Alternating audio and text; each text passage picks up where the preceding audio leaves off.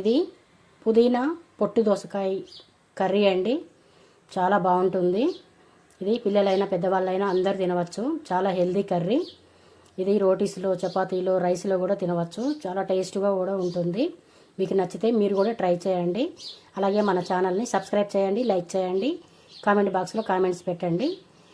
ఇప్పుడు మనము ఈ పుదీనా పొట్టు దోసకాయ కర్రీని ఎలా తయారు చేసుకోవాలో చూద్దాం. హాయ్, నమస్తే అండి. ఈరోజు మనము దోసకాయ పుదీనా కర్రీ తయారు చేసుకుందాం. దానికి కావాల్సిన పదార్థాలు చూద్దాం. దోసకాయ ఇక్కడ నేను 1/2 కిలో తీసుకున్నాను.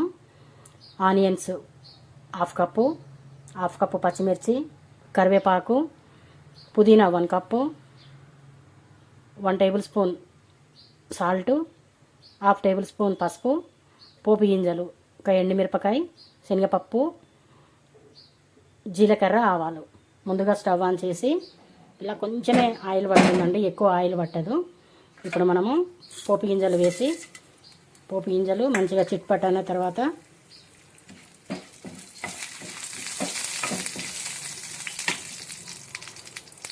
ఈ ఆనియన్స్ వేసేద్దాము.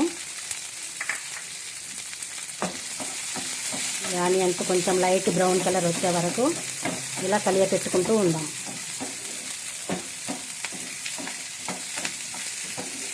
ఆనియన్ కొంచెం మంచిగా వేగితే కర్రీ చాలా టేస్ట్ వస్తుంది. అలాగే కరివేపాకు కూడా వేద్దాం.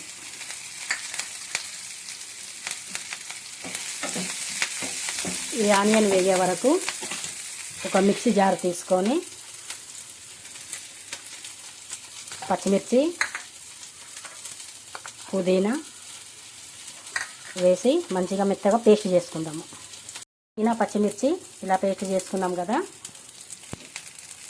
ఇప్పుడు ఇది చూడండి, మంచి గోల్డ్ కలర్ వచ్చాయి కదా.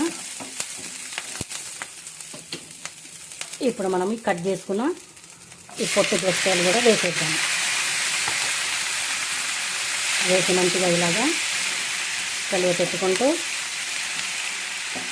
ఉన్న తర్వాత పసుపు, తగినంత సాల్ట్ కూడా వేసేద్దాము. వేసి కొంచెము మగ్గనిద్దాము. ఇలా కలియ పెట్టేసి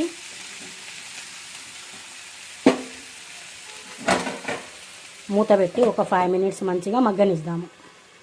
ఒకసారి మళ్ళీ మూత తీసి చూద్దాము. చూడండి, మంచిగా సగం మగ్గిపోయినాయి కదా దోసకాయలు.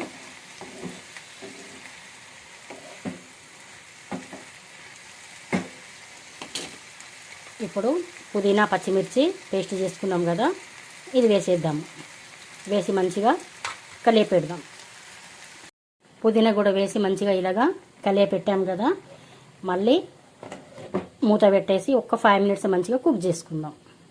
ఇప్పుడు ఒకసారి మూత తీసి మళ్ళీ చూద్దాము.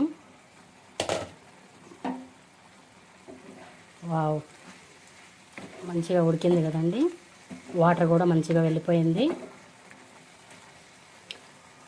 ఇంతేనండి, పుదీనా దోసకాయ కర్రీ రెడీ అయిపోయింది. ఇప్పుడు స్టవ్ ఆఫ్ చేసేసుకుందాము. కర్రీ సూపర్గా ఉంటుందండి. ఇది చాలా హెల్దీ కర్రీ. ఇది పిల్లలైనా పెద్దవాళ్ళైనా అందరూ తినవచ్చు. ఎలాంటి సైడ్ ఎఫెక్ట్ ఉండదు. ఇది రోటీస్లో తినవచ్చు, చపాతీలో కూడా తినవచ్చు, అలాగే రైస్లో కూడా తినవచ్చు. చాలా బాగుంటుంది. మీకు నచ్చితే మీరు కూడా ట్రై చేయండి. అలాగే మన ఛానల్ని సబ్స్క్రైబ్ చేయండి, లైక్ చేయండి, కామెంట్ బాక్స్లో కామెంట్స్ పెట్టండి. Thank you.